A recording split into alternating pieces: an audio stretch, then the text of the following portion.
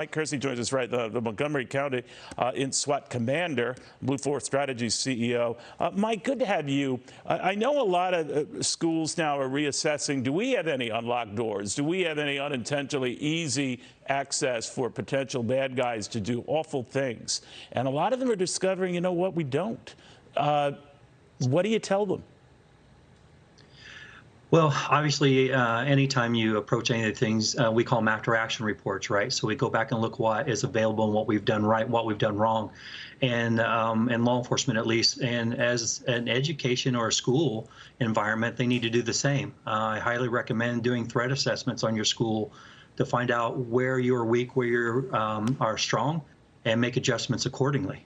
So when you talk about hardening schools, we hear that expression a lot. I understand limiting access to the school, locked doors, all of that. Some go so far as bulletproof plexiglass outside major areas. But does it have to go even beyond that? Or if someone comes into a school intent on doing a lot of damage, as was the case in the Connecticut school shooting and the case here at this shooting, even the Florida school shooting, is there only so much you can do to react or harden to that? Well, I mean, I think you need to go back to the timeline of the events, right? So they're very short-lived and tend to be very violent. And there's hurdles that you face that's actually pretty common denominator in all the events. And timeline is the ones that fight against you. And so you have to be able to integrate something in the way that empowers the response. And hardening is one of those procedures. And that's what we've actually tried to do in Indiana, and to shift a paradigm change of how we change response to these kind of events. So give me some examples of what you do. I think we have some images of that to get schools prepared for the unthinkable. Sure. Well, I really just served as a sounding board and as a consultant on the brainchild of this, honestly. But what we really decided to do is we looked at what are our hurdles and what are our deficiencies when we respond to these events. And one of the immediate things is the immediate notification that anything's happening at all. You can't respond to something if you don't understand that it's happening. And when I talk about immediate response, referring to victim-initiated response, and also that alerts law enforcement that something's happening, but also being able to notify those that are inside the structure that something is happening as well. That's a life threat emergency, because that way they can fall back on their training that they've been given into the schools as far as run, hide, fight, or any of those type of trainings that they have. So immediate notification, first of all, that starts the timeline for response for us. And so a lot can happen within that timeline. And if there's certain hurdles that we face, obviously, like I said, the initial immediate notification is important.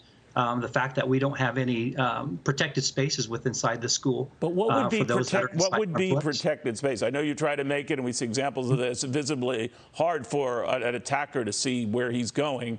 But what is a safe place at a school? A lot of people assume it's in a classroom or they're hiding under tables. In this case, that didn't do any of those poor children and teachers who were in that classroom to find any protection. But is there a rule of thumb or a good guide you could give us?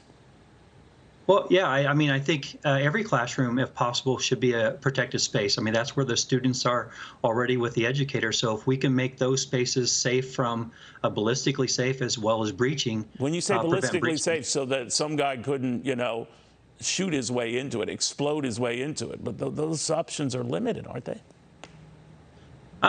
There's a lot of things out there right now, and that honestly, what we have is a ballistically rated door that we've worked on that would prevent the breaching and prevent rounds from coming in, allowing that to be a protected space.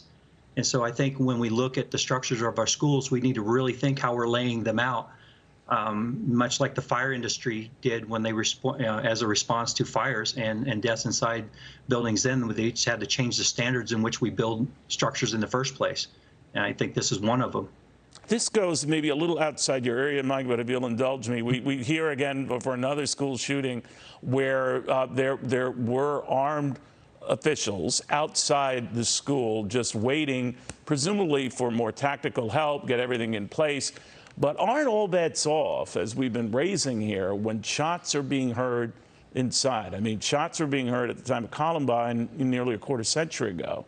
And yet they waited, and the shots were being heard in Florida, and yet the one armed guard assigned to that school waited and waited.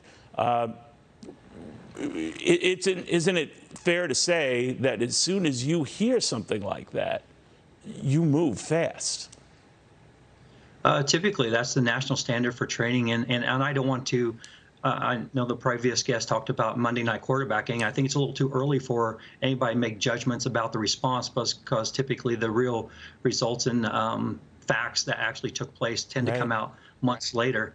But yeah, the typical response now is upon shots fired, first officer on scene makes entry, and you try to locate and defeat the attacker as quickly as possible, because, again, the timeline's against us. It is indeed.